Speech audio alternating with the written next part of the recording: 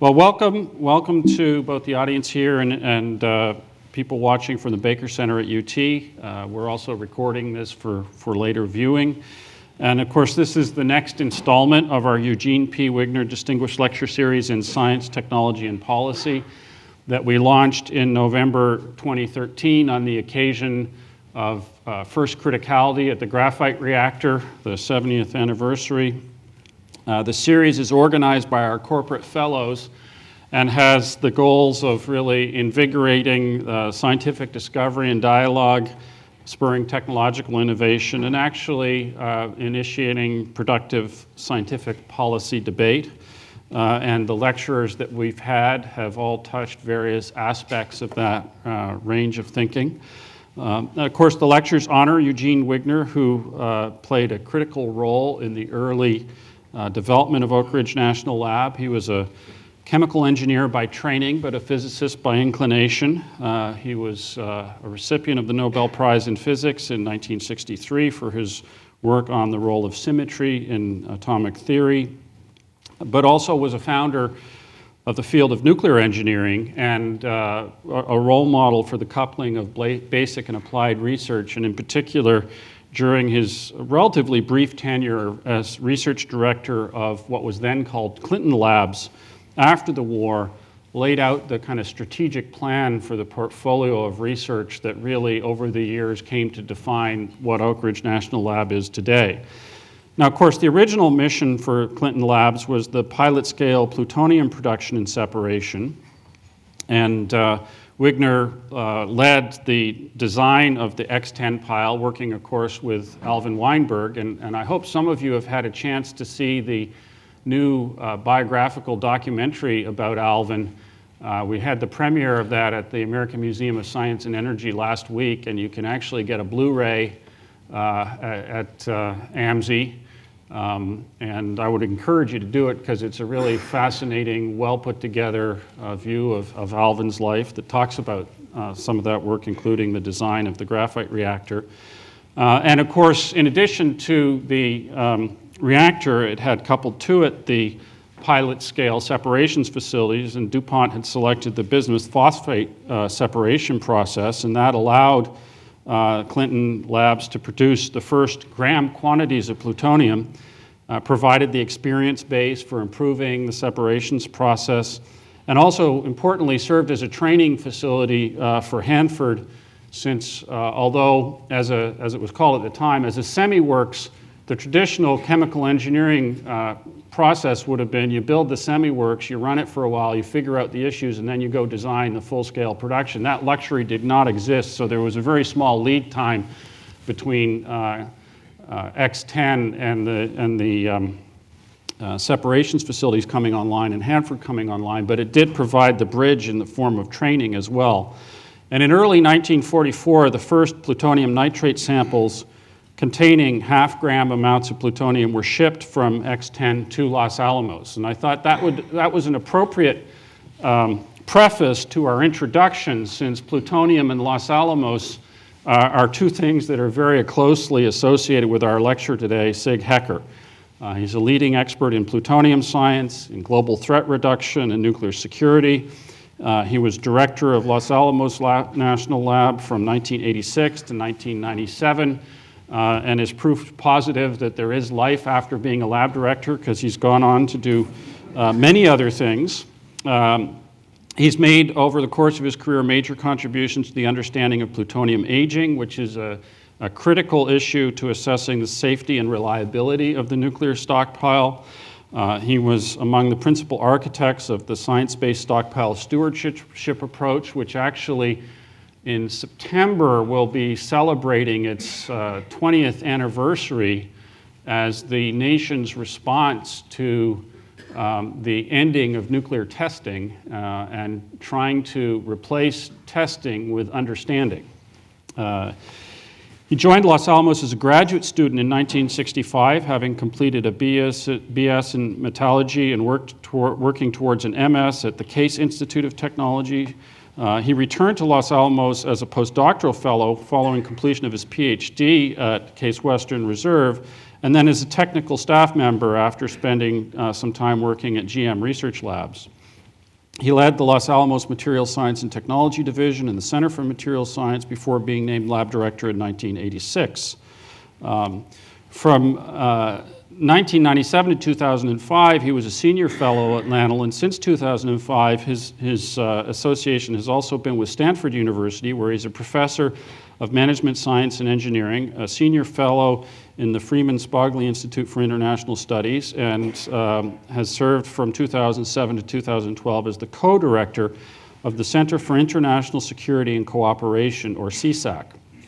His current interests include plutonium science, nuclear weapons policy, nuclear security, and safe and secure expansion of nuclear energy. And he's actually working, I guess, nearing completion on a book of the history of the Russian-U.S. lab-to-lab nuclear cooperation since 1992.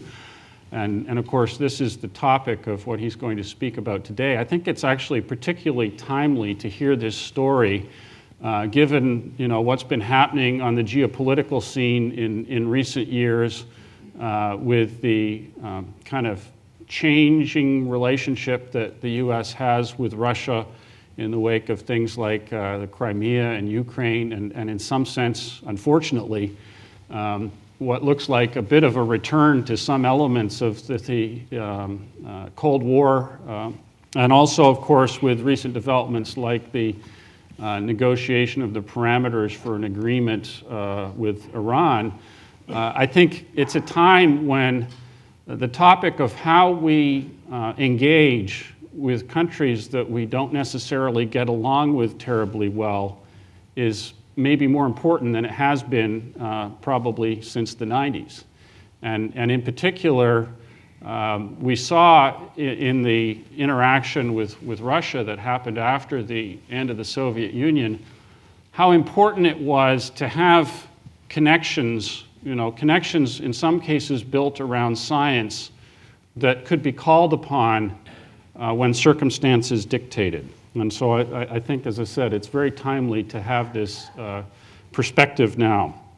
Sig's been honored in many ways. He's a member of the National Academy of Engineering, fellow of TMS and AAAS and the American Academy of Arts and Sciences. He's received the department's highest recognitions in the form of the Lawrence Award and the Fermi Award.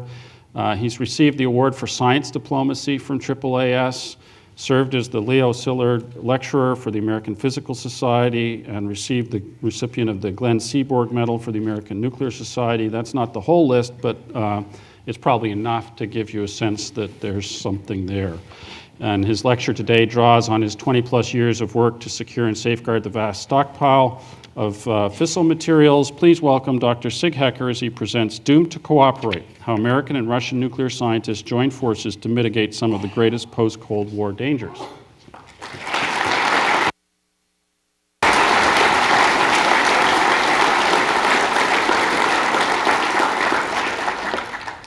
Thank you very much, Tom, for that kind introduction and for doing such a great job of setting up my talk, of giving the background. It's very, very helpful. It's a great honor for me to give a lecture to recognize the contributions of Eugene Wigner to science, technology, and to policy. And also a great pleasure to be back here at Oak Ridge. Some of you may know, although I don't see any of them in the audience, I used to work very closely with my materials colleagues at Oak Ridge on the space nuclear power program, and particularly for the radioisotopic thermoelectric generators and other strange materials like iridium, for example, which is used as a cladding. And so I've been here many times. I've worked very closely and have great respect for the Oak Ridge National Laboratory. Tom, I can't help but tell a quick story when you mentioned that there is life after directorship. So while I was director at Los Alamos, and things weren't always going smoothly, and at one time one of my colleagues from another laboratory had just retired. So I called him up and I said, hey, is there life after directorship? Because he'd been out for a bit. And he said, Sig, the question is not whether there's life after directorship. The question is there life during the directorship? And so I can tell you, after directorship is great. So it's a special pleasure to pay tribute to Eugene Wigner. He really was a very special individual, and actually of a group of Hungarians, that helped to change the world on our side. As Tom pointed out, he won the 1963 Nobel Prize for Physics. It's interesting, a number of those Hungarians were called the Martians. There's actually a book called The Voice of the Martians, and four of them were crucial in the nuclear program. Wigner was one of those. The other were Edward Teller, Leo Szilard, and Johnny von Neumann. And I knew a lot about Wigner's contributions, but I didn't know much about the person. And so in preparation for this lecture, I read the book by Andrew Zantone.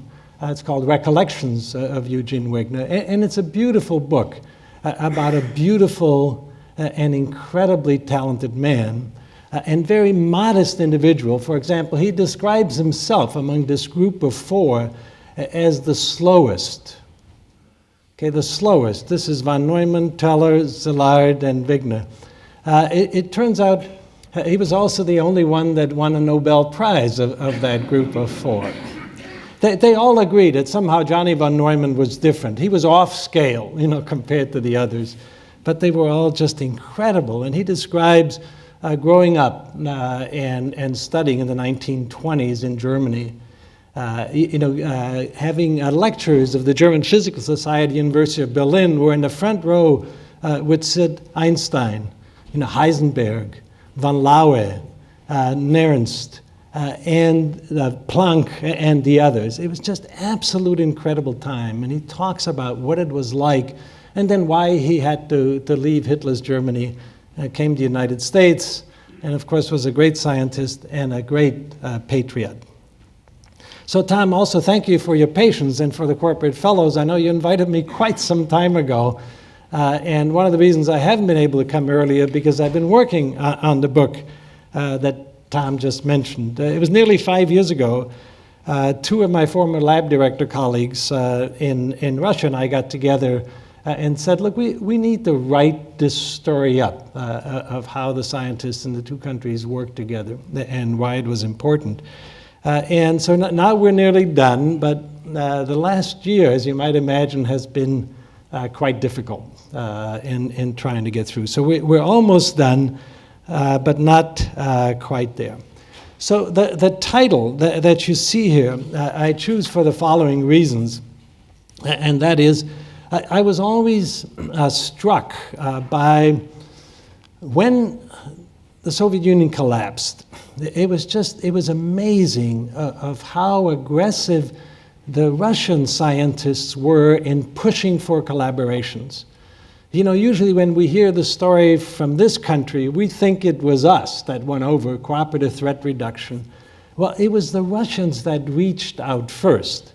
And so I was trying to capture that for the book. And one of their key former scientists, former director of their Los Alamos, called VNIF, Institute for Experimental Physics, in the town of Sarov, and then later became first deputy minister of atomic energy in Russia. So I asked him to write, but the sort of higher levels of Russians, they don't like to write. So I had to interview him. And in this interview, so I asked him this question. So why were you guys so quick? Why were you so eager to cooperate? And he explained, he said, during the sort of latter parts of the Cold War, he said, we already realized that just building more and bigger and better bombs just wasn't going to do it, that we had to find a way to work together to reduce the nuclear dangers. And then he said, in April of 1986, we had Chernobyl. And quite frankly, that sort of shook this country to its core. And so he said that as we look, let's see if I can get this to work. There we go. He said, if we look at things nuclear, from the upper left of Chernobyl, the lower left of Nagasaki, on the right-hand side, talking about physicists run amok, this is the Tsar Bomba, which was designed for 100 megatons. It was tested at 50 megatons up at Novaya Zemlya. And in the picture is Yuri Trutnev, co-designer with Sakharov of that bomb. So he said, as we look at this, the consequences of things nuclear are so immense that we knew that we were doomed to cooperate. Doomed to cooperate. And so this was at the end of the Soviet Union. And who would have thought so in cooperation? You know, early in the 1980s, when President Reagan began the defense buildup and launched a strategic defense initiative against what he called the evil empire. However, once Mikhail Gorbachev came into power in the Soviet Union, things changed. And they changed quickly and dramatically. I became director at Los Alamos in January of 1986. By October, Reagan and Gorbachev got together at Reykjavik, and they almost agreed to eliminate nuclear weapons. They didn't quite get there because of disagreements over SDI. However, that meeting did lead to the INF, the Intermediate Nuclear Forces Treaty, and then also to START 1, the Strategic Arms Reduction. And then most importantly, as I'll point out in just a bit, it also led to a set of nuclear tests called the Joint Verification Experiment. However, in the meantime, you know, politically, as we looked at the forces they had put into play, the world changed at a breathtaking speed. You know, the Warsaw Pact collapsed, Poland became independent, the Baltics gained independence before the Soviet Union was dissolved on December 25th, 1991. And that, at least to me, was as remarkable as it was unexpected. Because after 50 years of the Cold War tensions, you know, much of the world sort of breathed a sigh of relief at that point. A renowned scholar, Francis Fukuyama, who's now at Stanford, wrote about the end of history because of the changes that were taking place. But to those of us in the nuclear business, we were concerned about the new nuclear threats that we now face because of the collapse of the Soviet Union. And it was the first time in history that a country with the capacity to destroy the world was thrust into chaos. The Central Police Authority collapsed almost overnight. The institutions that regulated the daily lives of the Soviet people were crumbling. The economy was in free fall, and the socialist safety net, which took care of the people, was collapsing, and the people were in turmoil. So these conditions were particularly dangerous in the nuclear complex. And I'm sure, as you remember, for those of you who were old enough at the time, that we looked at as we worried about the missiles, the bombs, the warheads, nuclear materials, the know-how, namely the people, the exports, and this huge nuclear infrastructure that they had. And some of those photographs are from nuclear facilities in the Ukraine, the test site now in Kazakhstan, and nuclear-fueled icebreakers because they used highly enriched uranium in their atomic power plants. And it was, the conditions were especially difficult in the complex that we then wound up calling the Ministry of Atomic Energy. And we were concerned, you know, especially about the stewards, their nuclear stewards, the people who had the responsibility for their nuclear weapons. And at least as I walked the halls of Washington, it was quite clear that most there did not appreciate the fact that because of this collapse, sort of 1992 timeframe now, we were threatened more by Russia's weakness than its strength. And that took a very different approach of dealing with them. And it was indeed, it turns out, events of August of 1991 that brought home that point of that difficult and dangerous world that we were facing. And namely, Soviet President Gorbachev was vacationing in the Crimea at the time when he was put under house arrest on August 18th in an attempted coup by Vice President Gennady Yanayev and a good part of the Politburo in the Soviet Union at the time. And Yanayev and a number of his colleagues, and he's shown in the middle up here, declared a state of emergency. And Gorbachev even lost, they took away from him, the nuclear briefcase, the nuclear football, as we call it, the launch codes for the nuclear weapons. It turns out back in Moscow, tens of thousands of people protested. And Boris Yeltsin, who at that time was the president of the Russian Federation, one of the 15 of the Soviet republics, I should say, the Russian Republic, he then climbed on top of a T-72 tank. He read a declaration for the citizens of Russia, and he declared the coup illegal. The tanks were ordered in by Yanayev and company, came into Moscow, tens of thousands of people. Yeltsin spoke, the tanks turned around, the coup was finished. Yanayev and his colleagues were arrested. Gorbachev was allowed to come back home, and he returned on August 21st. Yeltsin triumphed, but for Gorbachev, it was the beginning of the end, as it was for the Soviet Union. Now, these events alarmed the White House, as you might imagine, enormously.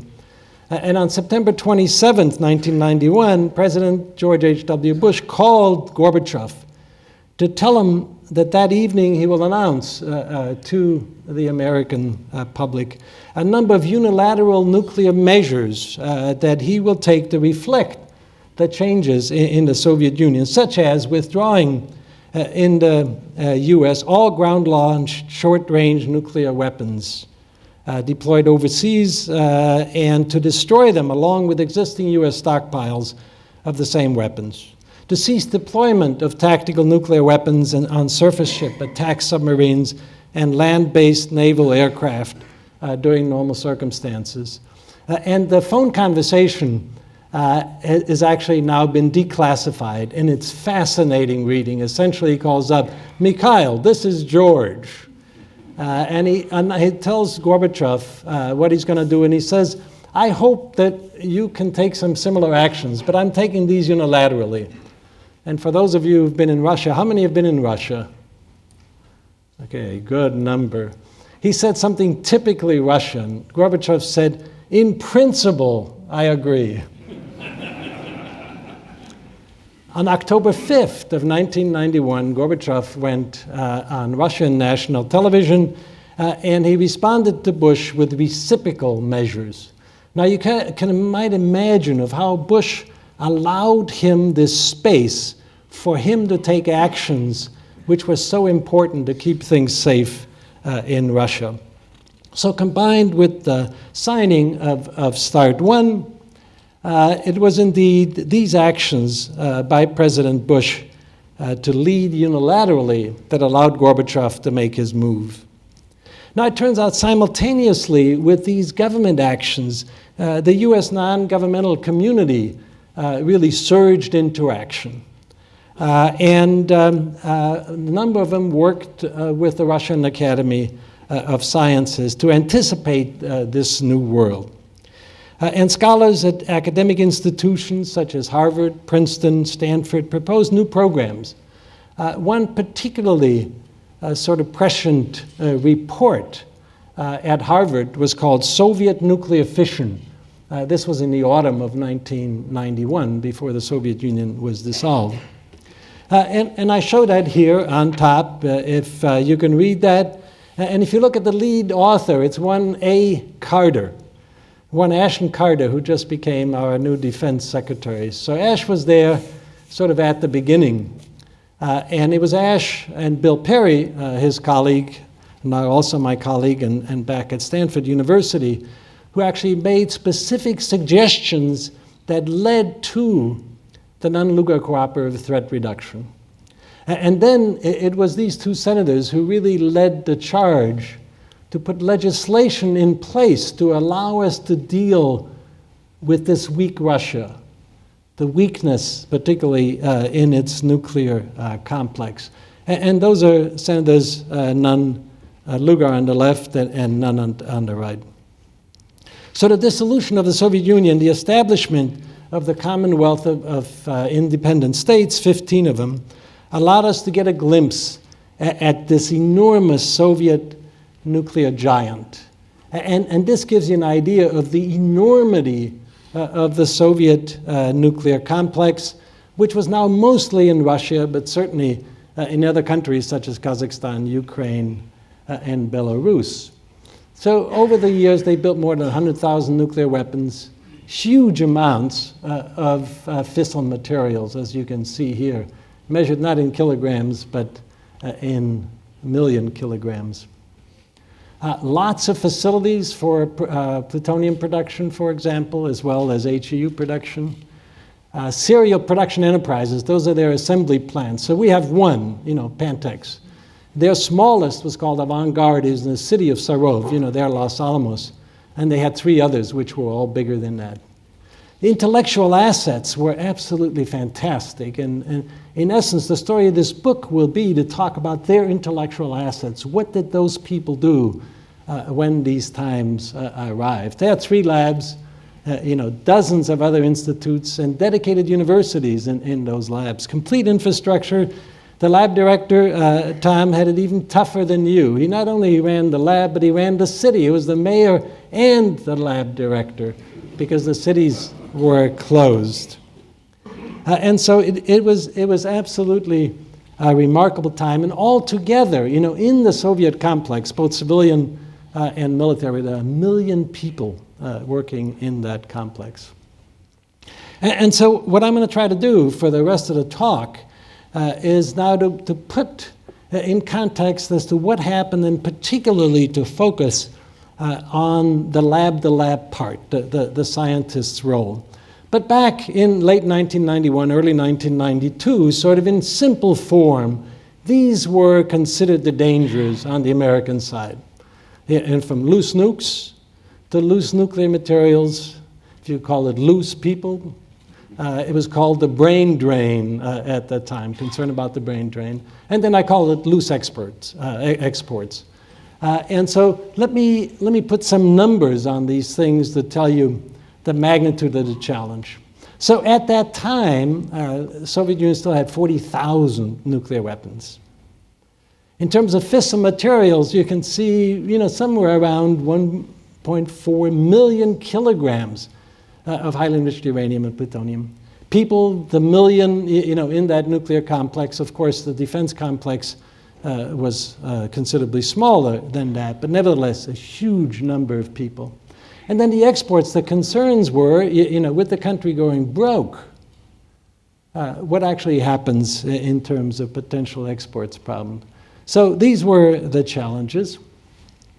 So one of the first things that was done through the Cooperative Threat Reduction Act, and very, very important, especially in retrospect, is when the Soviet Union dissolved, 4 nuclear states were born out of one, in addition to Russia, Kazakhstan, Belarus, and the Ukraine. And Ukraine at that time would have been the 3rd largest nuclear state in the world, with quite a few thousands of nuclear weapons.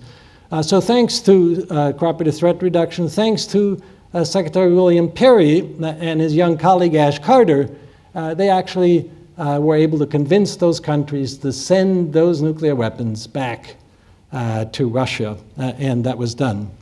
And so much has been said on the American side about cooperative threat reduction. Much has been written about cooperative threat reduction. And all you have to do is look up Senator Lugar or Senator Nunn, and they'll give you the scorecard of all the things that have been accomplished. From what you can see here, how many strategic warheads had been deactivated, how many mobile launchers, how many train shipments they secured, and actually the CTR program in the end was also chemical and biological, so they did much work there. They got the weapons back from those 3 countries, and then through this thing called the ISTC, the International Science and Technology Center run by the State Department, they also helped to support the transition from weapons-related work to civilian work of a whole number, as you can see here, some 58,000 former Soviet nuclear workers. So those are the accomplishments of the non-Luger program. It focused mostly on the missiles and the infrastructure.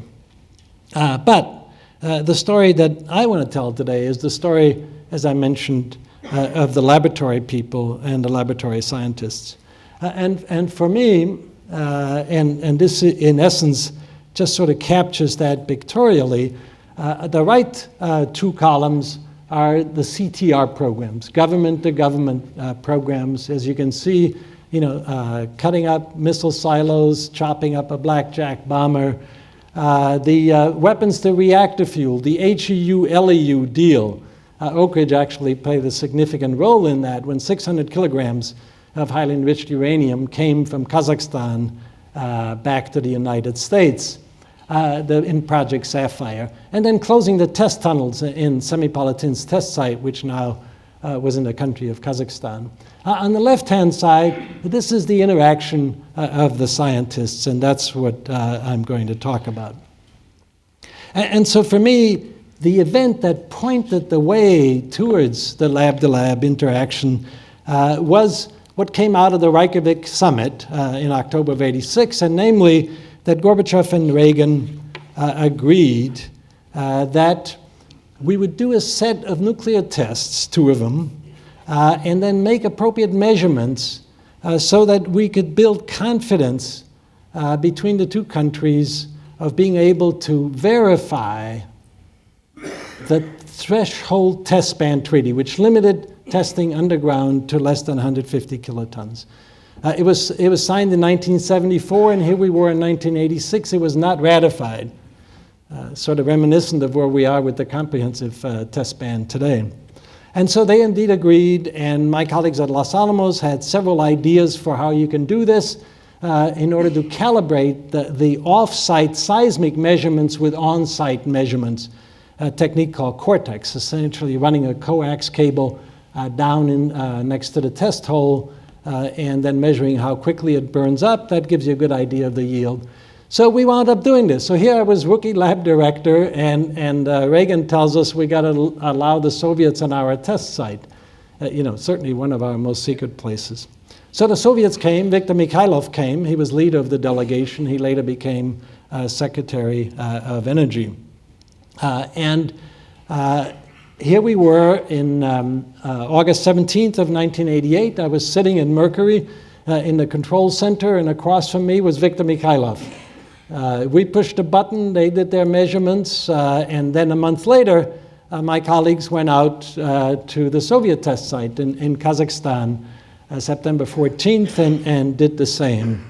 And probably some of you will recognize the flag on the left-hand side. That's the flag of New Mexico, because Los Alamos happened to play the lead at that particular time, because the device tested at Nevada was our device. Meaning ours rather than Lawrence Livermore, because we knew at that time, and the real enemy was Lawrence Livermore. No, it was not. The Soviets, we figured we could learn to get along with, but those guys at Livermore, I had to keep them in their place. Actually, one of the most interesting stories of working with the Russians was they had exactly the same relationship between their Los Alamos and Livermore as we did with our Livermore. And so what happened here at this, and then followed in Geneva at the testing talks, the negotiations to try to come to closure on the TTBT. And these were led by Paul Robinson, who was formerly at Los Alamos and eventually became Sandia laboratory director. So during those discussions, our technical people worked again very closely with the Russian technical people. And what we learned is we were so much like each other. It was really almost scary. And we got along, we worked together, we touched on some of the most delicate issues associated with how can you make measurements, without giving away the information about the design of the bomb. And in that process, it winds up, because of Mikhailov, who was their lead, technical lead, and their delegation, our scientists were invited to their Livermore, VNITIEF, the Institute for Technical Physics in the town of Snezhinsk, already in August of 1990. So this was still Soviet times. And then in October of 1990, again, some of our technical delegation, when they went to Moscow to discuss the technical aspects related to TTBT, Mikhailov took them out to Sarov, which is about 300 miles east of Moscow. And you can see here from the fire, October gets pretty cold in Russia already. Already they build up a rapport, which is really quite amazing. And in short order, the Russians started to pulse us and started bringing proposals of saying, we'd like to work together in these scientific areas. And so they were pushing that. I started then to agitate in Washington to say, look, we've got indication. The Russians would like us to come. They'd like to come here. We should do this. Politically, it was still not doable. And it wasn't until December of 1991 that Admiral Watkins, when he met with lab directors and said, look, President Bush is really concerned about this brain drain. It looks like Soviet Union's coming apart. What are we going to do about it? And I said, well, why don't we go over there? And he said, why don't you? Before Christmas. This was December 16th. I said, I don't want to go that quickly. You know? But in early February, the two Russian lab directors, Belugin and Nechai, visited Lawrence Livermore and Los Alamos. And you can just imagine, here, this is 6 weeks after dissolution of Soviet Union, we had the Russian nuclear weapons lab directors at our laboratories. And 2 weeks later, we were there. And the person in the middle is Yuli Borisovich. And he was the guy we call the Russian Oppenheimer. And actually, he had a lot in common with Oppenheimer. They both were born in 1904. They both were at Cambridge in the late 1920s, because that's, you know, everybody that wanted to do anything in physics was in Europe at some point. And that started our work together in what we call side by side as equals. And it was the beginning of the lab-to-lab cooperation. So we visited, when we were there, the towns of Sarov, home of their Los Alamos, home of their laboratory, and then Snezhinsk. And for those of you who've been there, you also know how different those two cities are. And I just try to show that by, in Sarov, it's Saint Seraphim that you take your picture in front. In Snezhinsk, it's Igor Kurchatov. Lenin still stands on the town square of Snezhinsk. So they're far enough removed from Moscow that they do their own thing. But nevertheless, both institutes worked very closely with us. And it was during this visit that I really began to be concerned about the issues of nuclear security, and particularly nuclear materials security. Because what we found there, first of all, I mean, what we found was superb people, superb experimental facilities, whereas almost everything else in Russia appeared to be crumbling. You know, and you walk in Moscow and you'd have a hole along the river that goes all in the sidewalk that goes all the way down into the river. But you go to these towns and they were different. They were different places. So they were terrific people, great facilities. But in terms of the security, they were not prepared in this new world that they were entering, into this much more democratic world, not as tightly controlled. And to protect their materials, their facilities, they relied on what we like to call guns, guards, and gulags, or I also call the system of grave consequences, because you wouldn't dare do anything because the consequences would be grave. And you know, we found 30 years before then that's not good enough. You have to have technology, you have to have a system and layers in depth to make sure that you have the protection. But we proceeded very quickly with scientific interactions.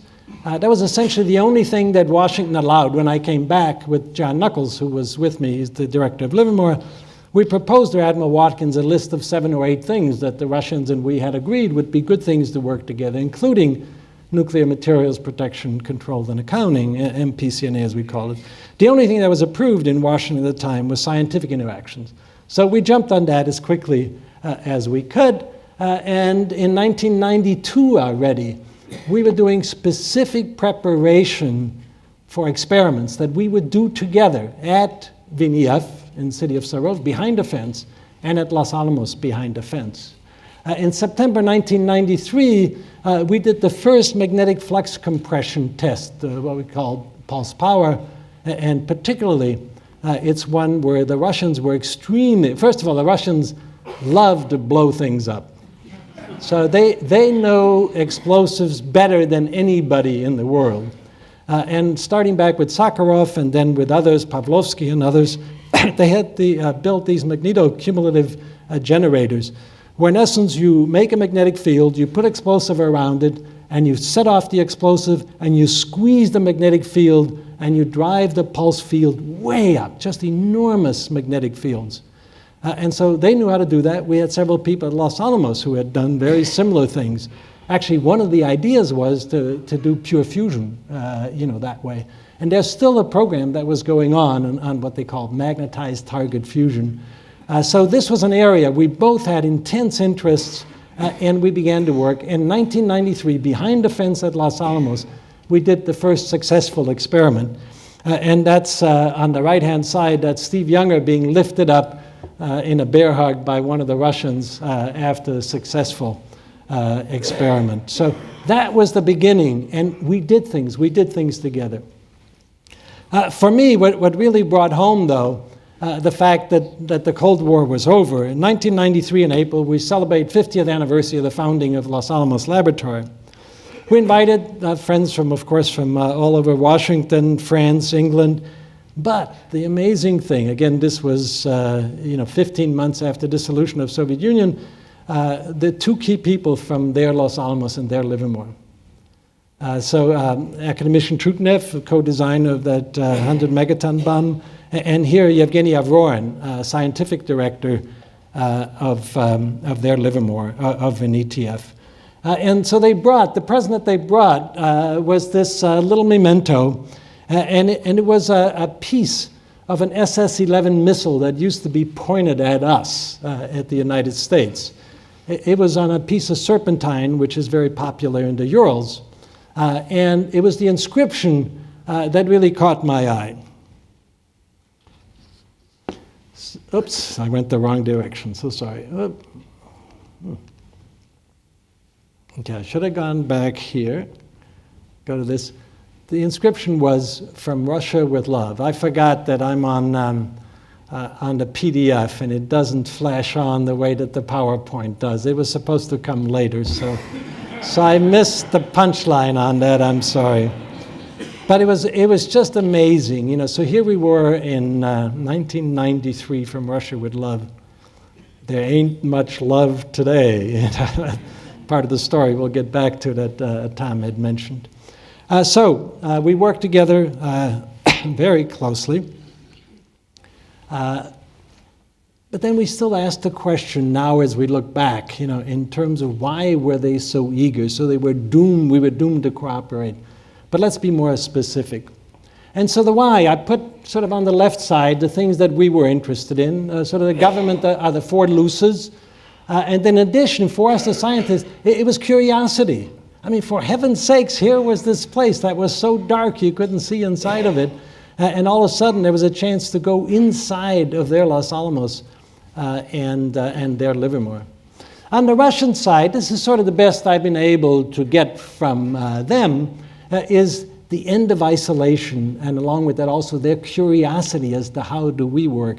And what I mean by isolation, the Soviet physicists were international physicists. They were trained at the same places of the great schools of European physics. But then with 1946, everything was cut off. And so they had lived in isolation. And Hariton actually told us when we arrived, he says, "I've been waiting 40 years for this," because he was there at Cambridge with Sir Ernest Rutherford. And now, this first time in 40 years, he'd been able to see the West again. To pay their people, that was probably their single biggest concern when the Soviet Union collapsed. They couldn't pay their people because the Russian government couldn't meet payroll. To mitigate the nuclear dangers, they were very concerned. I mean, these were totally new days. All these tens of thousands of nuclear weapons are coming back in. You have to transport them, you have to store them, you have to disassemble them. How do you do that safely when the quantities are bigger than anything they had ever dealt with? And so they wanted to talk about nuclear weapons safety, transportation, storage, hope. That just the fact that they were, working with us, that gave them some hope. And also it helped the first part, that they felt this would convince the Russian government that they are important, and the Russian government should pay them and invest in them. And then they had a sense of global responsibility. And that was one of the things that was so beautiful about the Russians. They felt just like we did. It was a global responsibility when you deal with things nuclear. And then let's look at how, and particularly how this is different from the government to government, where you often go to a meeting, sit around the table. That's not what most of you folks did. That's not what we all did from the scientific standpoint. We worked together. So how did we work? We were side by side, and truly as equals. No baggage, no vanquished, no victors. We worked together, and we knew that we had the same responsibilities, the same interests. Joint research, we worked together, as shown here. This is one of those flux compression experiments. Visits and exchanges, often, our scientists living over there in Sarov for weeks at a time. Actually, some of them, if I'd have time, some of them wrote poetry about their experience, and we're going to have some of that in our book. It's absolutely beautiful. So informal communications, instead of country cables, we did email, telephone, and constantly stayed in touch. And then building personal relationships was absolutely crucial. So from those beginnings then, if you look now over the years of US-Russian nuclear cooperation, you have this huge list of things that were tackled. Combination of some government to government, some lab to lab, and some hybrid. But from the weapons, the materials, the workers, to infrastructure, we expanded that to thinking and working much more closely in issues of nuclear terrorism, nuclear energy and environmental issues. That's one complaint that the Russians have had from the beginning. They never saw us sufficiently interested in working with them in those areas. And then scientific research, that one we did pull off. Unfortunately now, that's also endangered, because of the current political situation. So we had an enormous spirit of cooperation. So let me walk through and give you some specific examples. So the loose nukes part. Immediately, already in November of 1991, when Mikhailov came over, sort of anticipating that one could work together, he talked about the need for help in transportation and in storage. And so an effort started under government-to-government umbrella called Safe, Secure Dismantlement, SSD. And then eventually that program evolved into what we called WSSIX, the Weapons Safety and Warhead Safety and Security Exchange Program. These were remarkable programs. They're written up in great detail in the book from both sides, both the Russians and the Americans, and some of the papers are joint papers. Sandia played the lead in the safe, secure part. And for example, here is a photo of the Sandians working with the Russians on Kevlar blankets, because that was one of the first things that was supplied as these weapons are coming back, from Eastern Europe or from the other republics. Make sure that they're not susceptible to going off if somebody shoots a rifle at them. And so Sandia started working with them right away. You can see the first meeting, November 1991. Sandia made like 40 project proposals to the Department of Energy and to the Pentagon of what could be done. And then some of the first joint work was done as early as April of 1992. And when the government was very slow in helping to promote that effort, Roger Hagengruber was VP at Sandia, actually used some of the corporate funds at Sandia to promote this activity. And then that helped us to lead us to the weapons security and safety exchange. And for example, here is a program that's written up very nicely in the book on this thing called TOBOS. And TOBOS is in essence the automated monitoring and inspection system for all aspects of the lifetime of nuclear weapons. And we worked together as much as we could without getting into classified arena of helping as to how do you develop these automated capabilities. So it was one of those, and I would say it was helped along enormously. There was a secret presidential decision directive, PDD 47 by Clinton, in early 1996 that actually laid out as to why it was important to work with the Russians on these sensitive issues. And to a large extent to him, the justification was not only the danger of the Russian nuclear enterprise, but also he wanted to have the Comprehensive Test Ban Treaty signed. And so he actually took steps to try to encourage Yeltsin to reciprocate. And so we actually did a lot of discussions about stockpile stewardship on both sides. And the book has some interesting articles on stockpile stewardship from the US and Russian side. I won't have time to get into that. So then on the loose nuclear materials, and that was essentially the area that personally I was most interested in because of my visits over there in 1992. I went to plutonium facilities, HU facilities, tritium facilities, and I knew that they needed to change. And so we saw these facilities, and this guns, guards, and gulags was no longer going to be enough. So we began to agitate in Washington, but the government said, our government said, look, we can do this. And so the government itself started to try to push an MPCNA effort with the Russian government in formal negotiations. And essentially said, look, let us help you go and secure your nuclear materials. Well, what do you think the Russian government's response was? No, thank you. Our nuclear materials are just fine.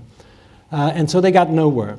And then through the scientific interactions that we had and through our trips over there, finally the Russian scientists said, look, we know we have a problem. And so we began to work, and then fortunately in April of 1994, new Undersecretary Charles Curtis at DOE understood this problem. I went to see Charlie. I told him this is what we'd like to do, is to start an MPCNA program with the Russians. He said, how much money do you need?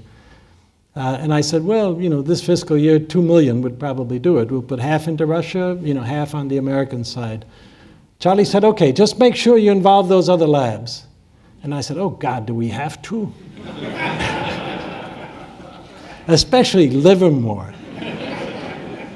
Oak Ridge we thought would be okay. And Sandia we knew we needed because of the physical protection part. That's their specialty. At any rate, that was the beginning of MPCNA. And I went with the $2 million in pocket, and we signed the first MPCNA contracts with Belugan at VNF, actually out in Sarov. With Avrorin, it was at the in Moscow. At that time, was still called the Ramada. And then with Nick, as we call him, Nikolai Nikolaevich Ponomaryov Stepnoy at Kurchatov Institute. So $2 million in 1994, $15 million in 1995.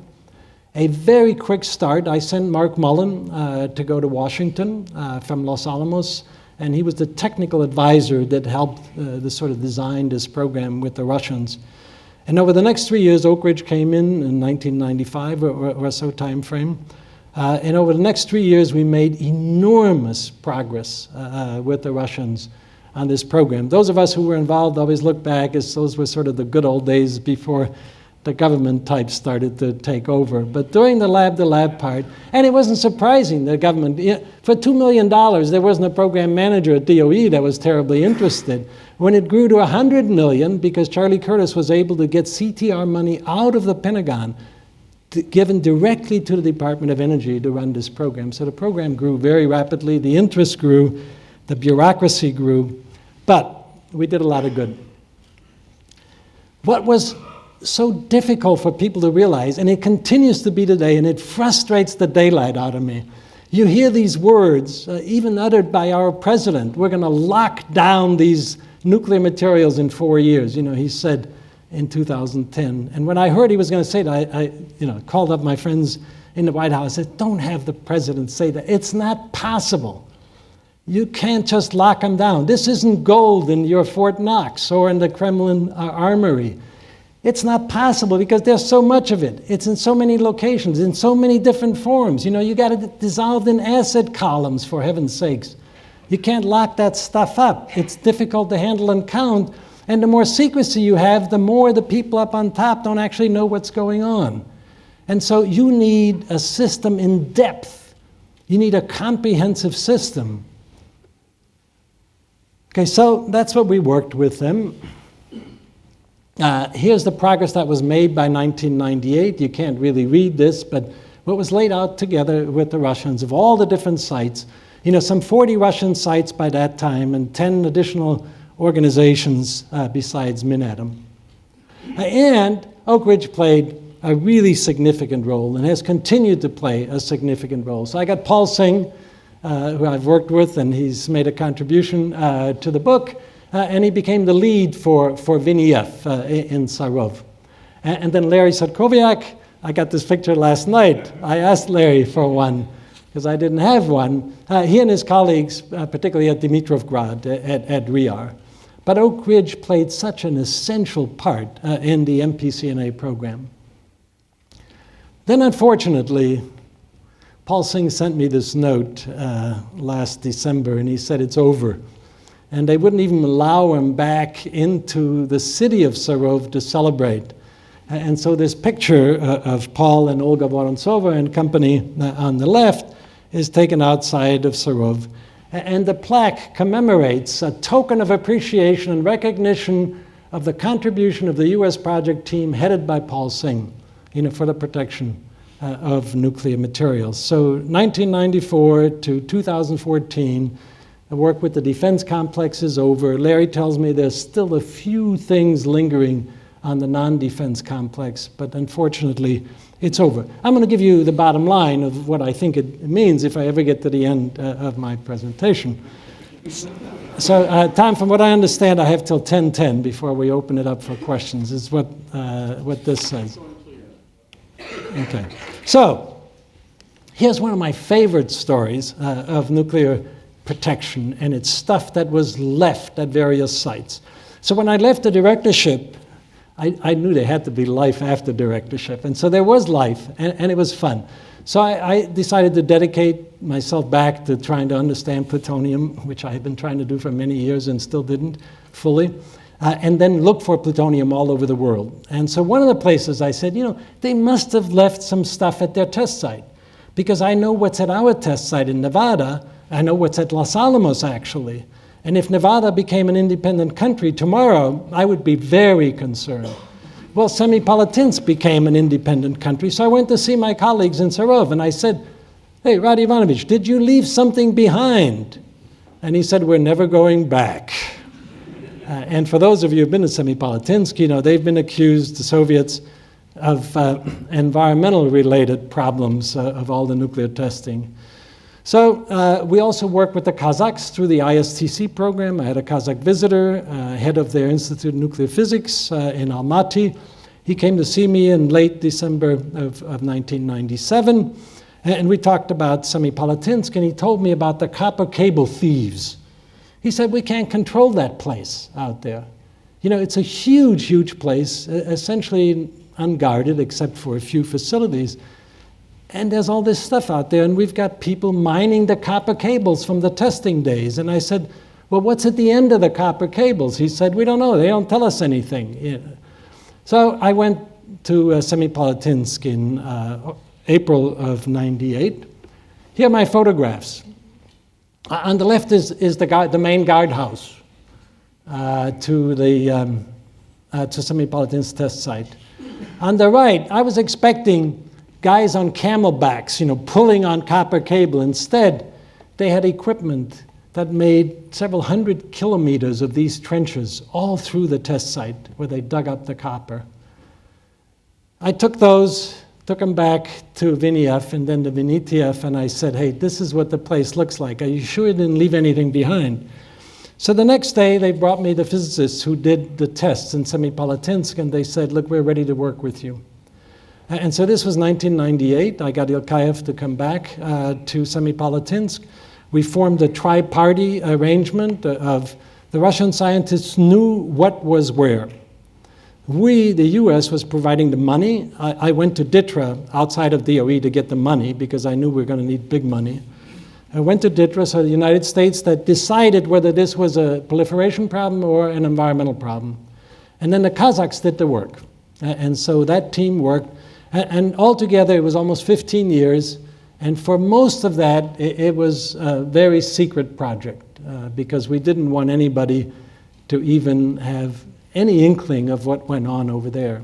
And so it was secret. Then the three presidents in 2012 actually announced the fact that this problem had been resolved. The Russians call it liquidated, as it turns out. So what was done? I'll just show you some pictures. This is one of the key Russians on the left, and the right-hand picture, Viktor Stepanyuk. He worked with us, and what happened over these 12, 13 years is sort of every year we'd find out a little bit more about what was done at some site. This particular site was one of the most interesting. It turns out what they did, this was not a nuclear explosion because, that vaporizes everything. So if you want to go look for a few atoms, that's pretty tough. Instead, these were equation of state tests. I told you they love explosives. So we did equation of state tests in a glove box with a gun. They did them a couple of meters down, piece of explosive, diagnostics on the other end, measured the properties of plutonium, highly enriched uranium. And then what do? You leave it there. So you have this matrix of holes with plutonium in the bottom of these holes out there in place that was not guarded. So we worked with them. We thought about taking it out of there, but it was just too hard and too expensive. So what was done is, as shown in the middle, the sarcophagus was built around this, and then surveillance was provided. So today, if you go there, they have drones. This is actually a good use of drones, I would say. They have drones, they have seismic monitors. Anybody walks out there, they can pick it up in Kurchatov, the main place. Some of those experiments they did, again with explosives, but inside of containers that they call kolbas, essentially a flask. And again, they just left this stuff in the kolbas, and the kolbas were sitting out there. So we worked with them on how to liquidate that problem, and we did. And then a lot of stuff was in test tunnels. As you might imagine, I asked them, I said, so Boris, this was Boris Vasilievich Litvinov out in their Livermore. I said, in those tunnels, all those tests that you did all of them work? And he said, well, of course not. I said, well, what did you do with the ones that didn't work? He said, well, they're in there. So again, this was part of the overall project. It was a fantastic project. It was sensationalized in that when one of the leaks, the WikiLeaks, came out in 2011, Der Spiegel in Germany published this, and the fact that here is American embassy in Astana writes this back to Washington. Plutonium is lying around virtually unprotected at a test site in Kazakhstan where the Soviets once detonated more than 500 nuclear bombs. Could the dangerous material fall into the hands of terrorists? So that's what we were dealing with. And then Stepanyuk says, we worked at 26 sites, took care of over 100 kilograms of weapons-grade dispersed nuclear materials, and he said we liquidated the problems. Okay, the loose nuclear people, and I'll go through this very quickly. Lab to lab. We all had our own scientific cooperation with those. Much of that was funded internally on the American side. And of course, we paid for them in any cooperative activity that we had. The ISTC, I already mentioned, was run by the State Department. And then there were two DOE programs called IPP and NCI, as you can see here. And they were also aimed at sort of changing the nuclear weapons work to civilian or commercial technologies. They had various degrees of success. There's some beautiful papers from the Russians in the book describing how they felt about these programs. Of us, the laboratory people, trying to teach them how to do commercialization. And they said, in the end, you guys didn't know much more than we did. And it turns out, today, if you look at commercialization, I would say Los Alamos has been much less successful than has Viniev in Sarov. It's actually one of my great failures at Los Alamos. It was doing times when I first became director, it was technology transfer. We were never terribly good at that. You folks at Oak Ridge were better, and Sandia was better. So in terms of the scientific collaborations, this was the work on pulse power, the magnetic flux compression. And we studied high temperature superconductors, high field response of high temperature superconductors together. Over the years, these guys, over 20 years, these guys worked together, spent much time with each other. 400 publications came out of this joint work. 400 joint publications of US and Russian authors. This is principally Los Alamos and Viniev. And then one of my favorite ones, it turns out, is plutonium. This is the scientific work I did myself with the Russians. And that is, the Russians, we knew, had done some very interesting things on plutonium. We saw some of their papers, had them translated for Russian, but we still couldn't understand them, even when they were in English. And then finally, I was able to meet the woman on the top picture, and actually in 3 of those pictures, Lydia Timofeeva. She's the leading Russian plutonium metallurgist, worked with Akademischen Bochvar, at the Bochvar Institute, as it's called now. And so it was through the lab-to-lab scientific cooperation that I got access to Lydia Timofeeva, and we finally started working on plutonium together. And so why plutonium? I decided to show this for reasons of the label on the vertical axis. This is the Wigner Seitz radius. Okay, and it tells this fantastic story as to why plutonium is so complex and so difficult. You know, if you want to know what the electrons are doing as you go across the periodic chart, you look at 2 things. One, you look at size, volume, or atomic radius, or you look at magnetism as to what happens. That tells you what the electrons are doing. And as you look at this, you know, we learned over the years, if you go to transition metals, if you add the d electrons, they participate in bonding. So they're bonding. If volume decreases, you get to halfway, and then it increases again. And then in the lanthanides or actinides, depending on whether you're a chemist or a physicist, the lanthanides are rare earths, nothing happens, essentially. There's just the lanthanide contraction with the blips at half and full shell. And then in the actinides, the early actinides, the F5F electrons act just like the d electrons. They participate in bonding.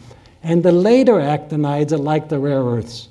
And the transition from being bonding, you know, to being localized is right at plutonium.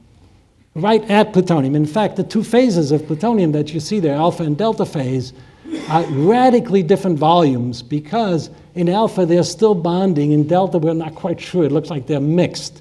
And so we've never fully understood the delta phase, which turns out is the phase center cubic phase. It's the engineeringly preferable state because you can work with it, you can cast it, you can form it. The alpha is monoclinic and it's very difficult to work with. And it's right at plutonium, so we never really understood plutonium. What we've done together is some really exquisite electronic structure calculations. This LDA, the local density approximation, and then dynamic mean field theory to try to understand plutonium and the actinides. And then particularly, the work I did with Lydia is that I had seen what we call the Russian phase diagram for plutonium-gallium. You add gallium in order to stabilize this delta FCC phase. And they showed that the delta phase is not stable to room temperature. There's a eutectoid decomposition to alpha and Pu3Ga, the right-hand diagram. I saw that in 1975 when it was first presented. On the left is our diagram, not only American, but French, British, and so forth. And so when I finally met Lydia, I tried to understand why did they get this diagram. And the long and the short of it is, after a couple of years of working together, they were right. So if you talk about equilibrium phase diagram, she was correct. It would decompose. However, what saves us, you know, in our nuclear arsenal, for example, is that the kinetics are so slow at room temperature, it takes like 10,000 years for that decomposition to go by itself. So, in other words, though, I would have been preferred to be saved by thermodynamics rather than kinetics, especially in a material that's constantly bombarding itself. And we spent a lot of time working together on understanding the radiation damage in plutonium, sulfur radiation damage. Nuclear cities, IPP-related programs, lots of things, a number of laboratories, Oak Ridge, 3 weapons labs, and others did with the Russians to try to get them help them to get into civilian line of work, from medical technologies to things like sulfur hexafluoride switches for electrical equipment. Loose nuclear exports, just quickly go through that. They essentially had no export control laws and regulations. In the Soviet Union, that was not necessary. They had their own states that they worked with, and that was it. So again, that changed dramatically in 1992, and our export control people started working with theirs. Very, very good cooperation. Very good cooperation with DOE also on this, and then Minatom, and then Rosatom, its successor, on the other side. In the 1990s, we had big concerns about what the Russians were doing with Iran, and good reason. And it turns out then they later, I would say, sort of cleaned up their act, and then from the 2000s on, a pretty good cooperation. They finished this Bushehr 900 megawatt light water reactor, and that's fine. And they actually made the agreement that they would supply the fuel, so no need for enrichment, even though, as you know, that's current controversy there. And then no need for reprocessing because they're going to take the spent fuel back. So very responsible behavior on Russia's part. And quite frankly, this Iran deal, shown on the left, wouldn't have happened without the Russian cooperation. And so even though during this last year, since Crimea and so forth, the Russians have stuck with it. But then I say on the right-hand side, just recently, if you paid attention, the Russians now agreed to sell the S-300, which they had blocked the sale for years to the Iranians, a very sophisticated air defense system. And so how that's going to complicate the deal in terms of Israel's reaction, I really don't know. But we needed the Russians. Okay, so what did we learn, from the lab-to-lab cooperation? Essentially, I've got it listed here, based mutual trust, common interests, treat each other as equals, engage them in identifying problems, step by step, quick actions, make sure that they actually believe you're going to do what you're going to do. We convinced Washington, they convinced Moscow. And don't let the bureaucrats win. We thought that was important. And then these are phrases from David Holloway's book. He said, nuclear history is not only the history of weapons, but also of societies and individual destinies. And he says, that fact was obscured by the secrecy that prevailed during the Cold War, and yet it's the human dimension of nuclear history that one has to look at for hope. The human dimension of your Dave Lambert, with the big fish in Severodvinsk, for example, on the left, of Paul Singh in the middle. Paul Singh, that was probably not your most fun thing to do, is to walk on the snow and ice in front of the storage facility in Sarov, and Paul Singh. So it was that human dimension, the work that all of you folks did. So here's bottom line, as we look back now 30 years later. 40,000 nuclear weapons, there were no loose nukes. Loose nuclear materials, there's some leakage out in 93, 94, and a little bit in Georgia, 2008, but for the most part, almost nothing. It's absolutely remarkable. Loose people, there's one or two scientists that may have had some association that's questionable, but for the most part, no loose people out of their nuclear complex. And then loose nuclear exports, for the most part, even though their complex was in chaos, not a major problem. So we look back now, 23 or so years later, these things that we worried about legitimately, in essence, didn't happen. And that's the good news part of all of this. So why is that? Again, we often in the United States say, well, is non-nuclear cooperative threat reduction, we the Americans.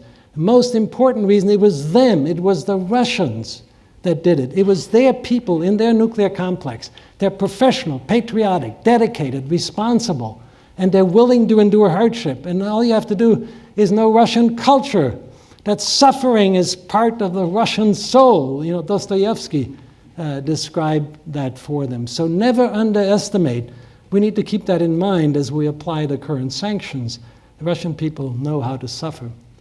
The US government did take really important steps. President Bush, the first, his nuclear initiatives. Non-nuclear cooperative threat reduction, it wouldn't have been possible without them. President Clinton's PDD And then people like Secretary Charlie Curtis. It's also followed by people like Rose Gadamer and Ernie Moniz in the late 1990s. And then, many of you and those of us in the labs, we stepped in just in time through lab to lab. So today's concern, as we look back, look, things are much, much better than they were 23 years ago, but they're going to go back into isolation. And here I really have to race to this quickly. This is the situation of where we are today. I was there last a year ago. That's a photo I took of a big placard. It says, Crimea and Russia together forever. Essentially, every Russian believes that. And things began, and then Eastern Ukraine, we've really got major problems there. And then, just this last Sunday, Putin had a major TV program. And this is what he said: the West is friendly to Russia only when it's on its knees. And so we have the Russians again, once paranoid, concerned about the Americans, and the fact that the Americans want to drive them back towards this weak state. And then what emanates from there is a problem. And this is essentially where the unraveling started, as far as I'm concerned. And it was in February 22nd of 2014. They had lots of protests in Ukraine. Yanukovych finally relented to say that he would have elections. They had an agreement February 21st, signed by the foreign ministers of Poland, Germany, and France. And the protesters kept going, chased Yanukovych out of office. And then the rest was Putin reasserting the fact that, in essence, don't tempt anyone by allowing ourselves to be weak. And that's in essence where we are today. So we're still threatened, by Russia's weakness or its own perception of its weakness in terms of overcoming these problems. This is their revamped, strategic center for the missile problem. Looks very different than what we saw in the early 1990s. This probably captures the current relations better than anything that I can say. And this was in 2013. It wasn't all, wine and roses beforehand. Our relationships have been going downhill for many years. And where you come in is it doesn't have to be like this. This is my colleague Radi Elkayev and I working on the book. There's a little different, body language there. We've continued to work together. And so where we are today, and this really will conclude it, is I think we're still doomed to cooperate. Because in things nuclear, cooperation can lead to potential resolution. Isolation leads to disaster. And we don't want to press them back into isolation to lose so much of what they gained and what we gained because of that. And I think, as scientists, and that's the comment that Tom made up front, it's our responsibility to make sure that the governments understand that. And so my view of those sanctions, I can understand the political views as to why the country may want to sanction Russia for what happened in Crimea and Eastern Ukraine. But for heaven's sakes, don't cut the scientific cords, the connections, the things that kept the lifeline going in order to solve the common problems. I'm sorry I went over. Ladies and gentlemen, thank you for your attention.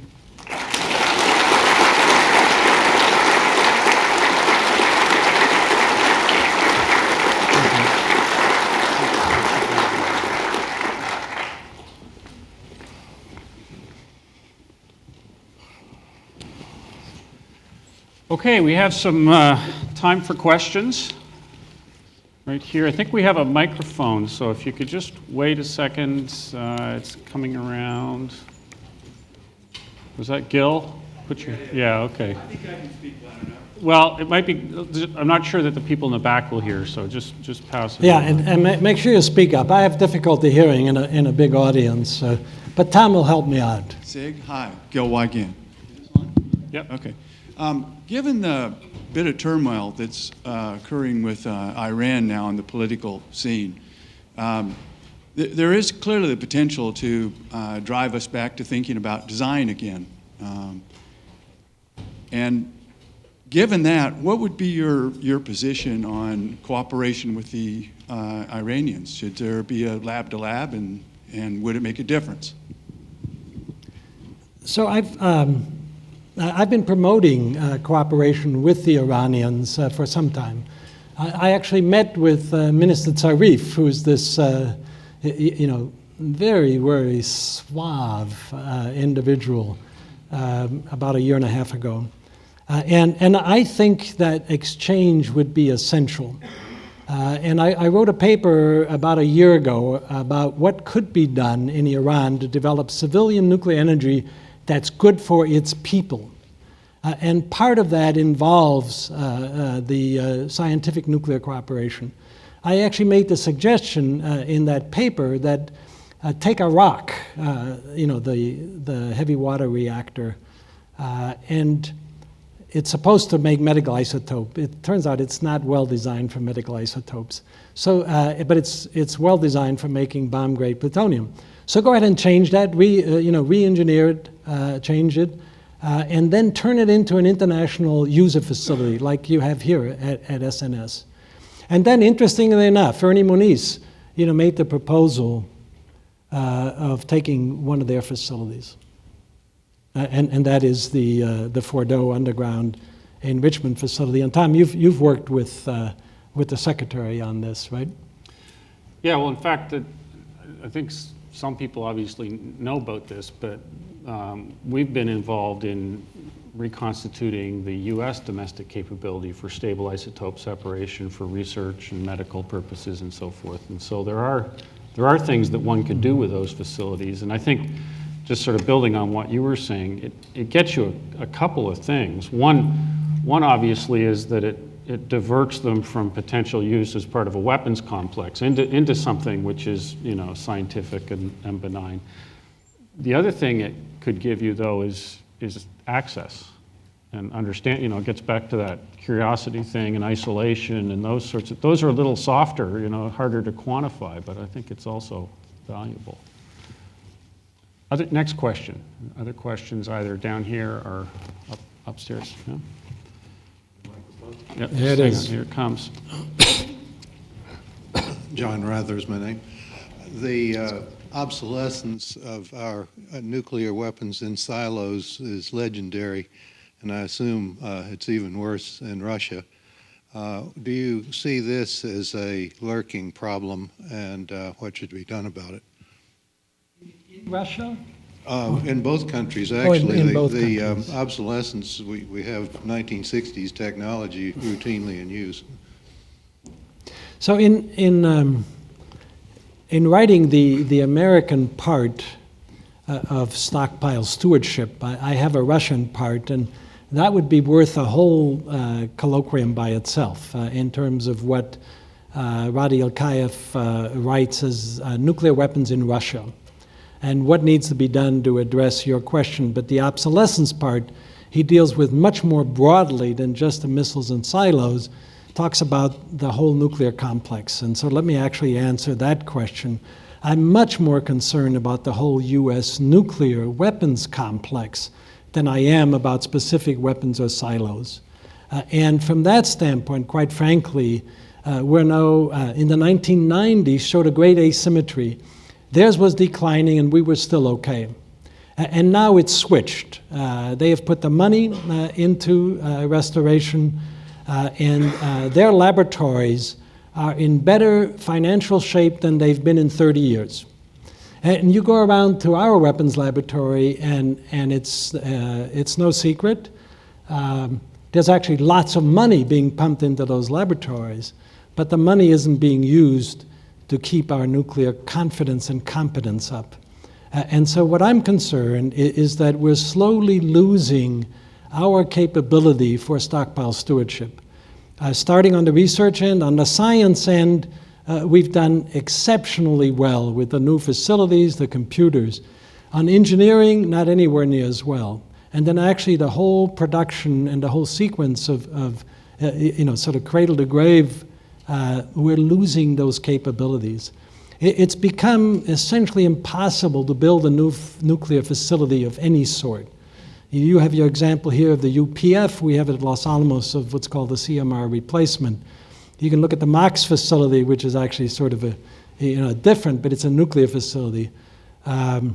we have allowed ourselves to be completely handcuffed in a regulatory system where operations in a nuclear facility is so difficult that I'm greatly concerned about our ability to continue to do nuclear weapons stewardship.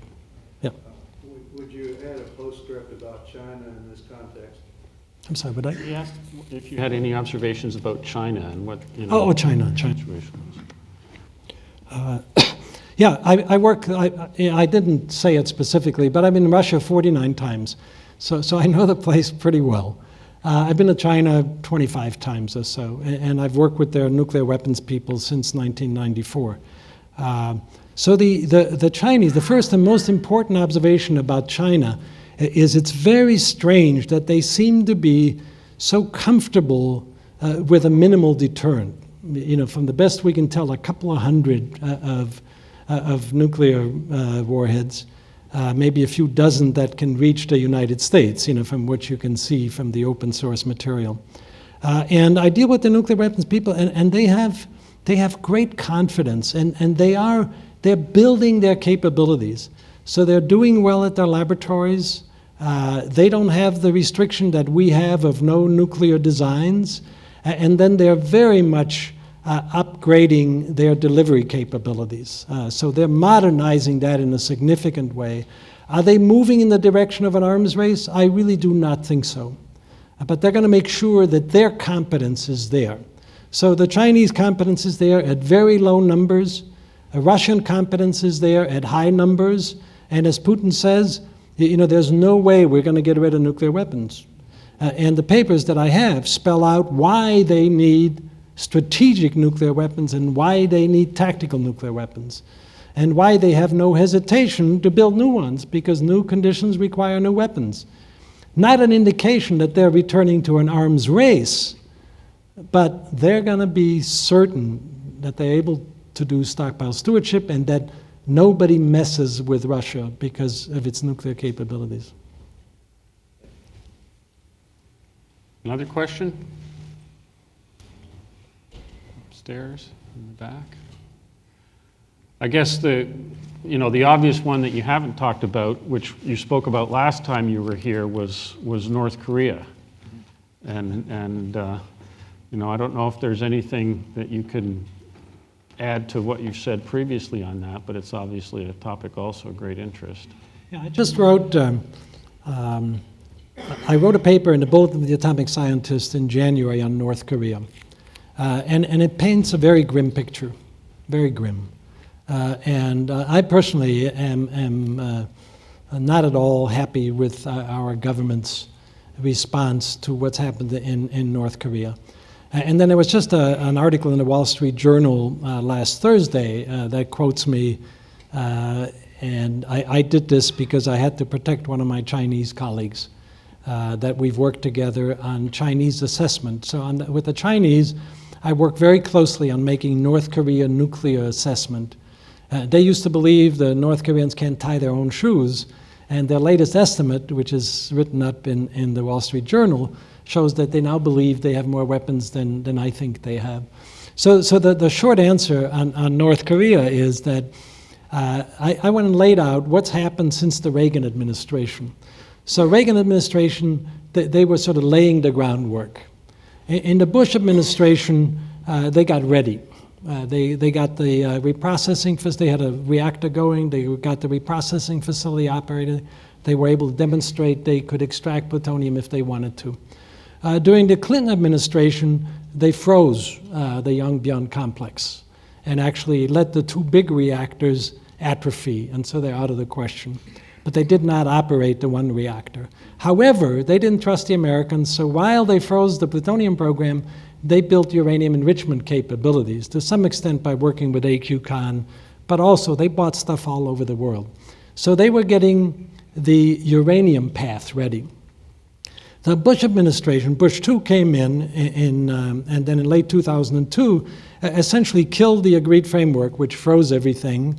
When they did, because they had intel that North Korea was pursuing highly enriched uranium. As it turns out now, that was true. But they killed the framework. So the North Koreans withdrew from the Non-Proliferation Treaty, built the bomb. So when Bush came in, there were probably no bombs in North Korea. When Bush went out, there were maybe 5 or 6. And now Obama came in, and by the time he goes out, they'll have at least 20, is my view. And most of those will be highly enriched uranium. I saw their facility. I've been in North Korea 7 times. Last time I was there in 2010 when they showed me the uranium enrichment capabilities. And if you look, the things that, and nobody's been back to North Korea nuclear complex since, from anywhere that I know. And if you look from the overheads and everything that they're doing, they're just marching along. And so the sad part is the North Koreans are building bombs one after another, and we're sitting back and not being willing to engage them. So I've been trying to promote for several years. I'm going to be in Washington tomorrow. Been trying to promote to say, look, they're not going to give up the bomb because now they depend on the bomb to secure the regime. So the best you can do for now is what I call the 3 no's. Convince them no more bombs, no better bombs, and no export. And if you can get that, you at least freeze the program, and then it's going to take 10 years if they're ever going to get rid of the nuclear weapons at all.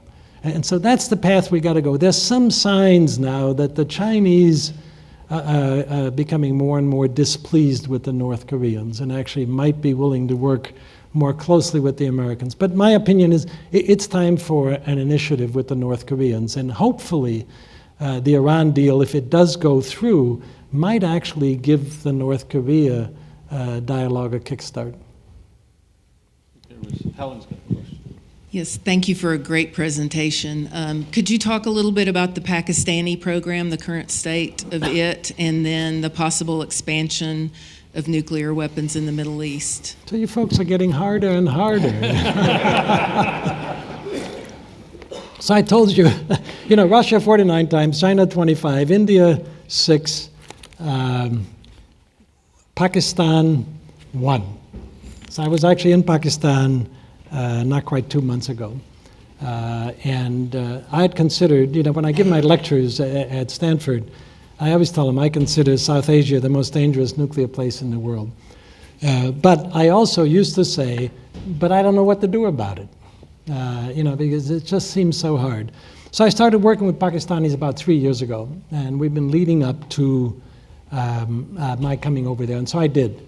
And actually, there's some of you have worked with Alison Johnston in the second line of defense program at DOE. She's actually stationed in Islamabad as a DOE representative. I met her and the ambassador, and then several Pakistani general and nuclear people. So the situation in Pakistan, so just to briefly describe, what's most dangerous is the question of instability with India. And neither country is doing this any good. And that's the place in the world where the nuclear dangers are continuously increasing. Because the Indians, for whatever reason, put an enormous amount of pressure on the Pakistanis, by saying they're going to develop the triad. They're going to have nuclear weapons shot out of submarines. How in the world they do that, with only 2 nuclear testing campaigns is beyond me and actually scares me quite a bit. But that's what they say they're going to do. So the Pakistanis say India's got 1.2 billion people. Pakistani has not quite 200 million. The budgets are radically different. The Pakistanis said the only way that we can counter that is by full spectrum deterrence, it's called. And what that means is tactical nuclear weapons along with also trying to go towards a triad. And I was there in Pakistan. I had a Pakistani general come and visit a month ago. And we talk about all the potential problems associated with tactical nuclear weapons. I'm not sure they're fully understood or appreciated, but they believe that they need them to deter the Indians coming across the border. So they feel they need a 2-phase deterrent. Strategic, to keep overall war out. Tactical, to keep the Indians from coming across the border in case there's another terrorist attack that they might blame on the Pakistanis. So that's a situation that right now is only getting worse. It's not getting better. The part I was, again, most interested in, that maybe someday I could interest some of my colleagues who worked in Russia, is the nuclear security part, nuclear safety and security. Bottom line there is it's better than what I expected, but it's not good enough by a long shot. It needs work, it needs cooperation, there are things that are being done, but those areas need to be expanded. They also want nuclear power, and they need help with that, but they're still sanctioned. I think Jim White had a question. No? Anyone else? Okay, well, with that, I think I'd like to say thank you. We have a sort of dense and heavy plaque to give you, which I'll do here where we can get a photo made. But before that, I wanted to thank the organizers and the participants and also let you know the next Wigner lecture is going to be CNR Rao, who will be here on September the 21st. So everyone gets the summer to kind of get themselves prepared. And But to recuperate from this. yeah, that's true. So I look forward to seeing you there, and please join me in thanking Sig.